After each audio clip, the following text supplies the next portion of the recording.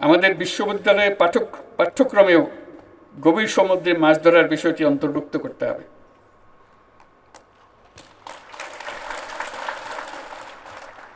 তাহলে আমরা আমাদের ভবিষ্যৎ পূর্ণাঙ্গভাবে রচনা করতে পারব এবং গৌরবের সঙ্গে রচনা করতে পারব। সমুদ্র, উপকূলীয় অঞ্চলের সম্পদ ও পরিবেশের টেকসই ব্যবহার নিশ্চিত করতে আমরা আমাদের বন্ধু দেশগুলোর সঙ্গে আলোচনা শুরু করেছি। তারাও খুব অবাক হয়েছে আমরা যখন এই প্রসঙ্গ তুলি। বলছি, কই, এই প্রসঙ্গ তো আমাদের সঙ্গে আর কেউ কোনোদিন তোলে নাই। আমরা বললাম যে আমরা লজ্জিত, আমরা এবারে উত্থাপন করলাম এবং এর প্রতি পূর্ণাঙ্গ দৃষ্টি দিলাম আমরা, যাতে করে আমরা এই সম্পদের স্বীকৃতি দিই এবং মানুষের কল্যাণে সেই সম্পদ ব্যবহার করার সুযোগ দিই।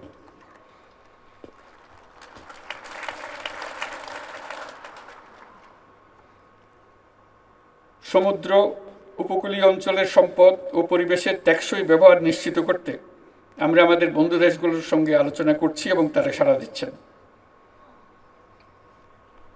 অবৈধ জাল এবং অন্যান্য সরঞ্জাম ব্যবহার করে নির্বিচারে মৎস্য আহরণ অত্যন্ত উদ্বেগের। যে বললাম আমরা প্রকৃতির দিকে কোনো খেয়াল রাখি না, এটা আরেকটা তার পরিচয়। অবৈধ জাল এবং সরঞ্জাম প্রস্তুত ও ব্যবহার সহ যে কোনো ধরনের বেআইনি কর্মকাণ্ড কঠোরভাবে প্রতিহত করতে হবে। এটা শুধু কোনো একটা পুলিশ বাহিনী বা কেউ গিয়ে করবে তা না, এটা আমাদের নাগরিক দায়িত্ব হিসেবে আমাদেরকে করতে হবে। সবাই সবারটা, সবার অঞ্চল, সবার এলাকা নিশ্চিত করতে হবে কেউ যেন আমাদের দান যেটা আমরা পেয়েছি প্রকৃতি থেকে সেটাকে আমাদেরকে সেটা থেকে বঞ্চিত না করে আগামী প্রজন্ম যেন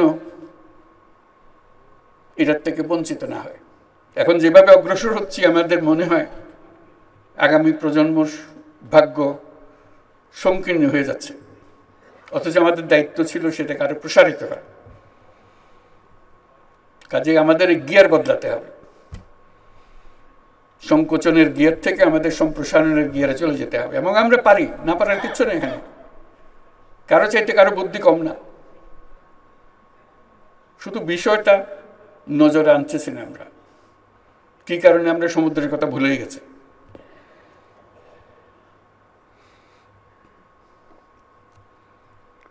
জলাশয় দূষণ, শস্য উৎপাদনে মাত্রাতিরিক্ত ও নিষিদ্ধ বালাইনাশক ব্যবহার সমানে ব্যবহার করে যাচ্ছে।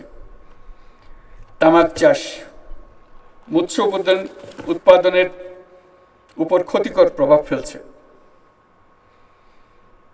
ক্ষতিকরটা খুব হালকাভাবে বললাম, মারাত্মক। এটা আমরাই করছি এবং আজকে বিশেষ দিবসে আমরা শুধু স্মরণ করছি, তারপর আবার এখান থেকে বেরিয়ে ভুলে যাব, যেন আমরা না ভুলি। সে কথাটা বারে বারে নিজেকে স্মরণ করিয়ে দেওয়া।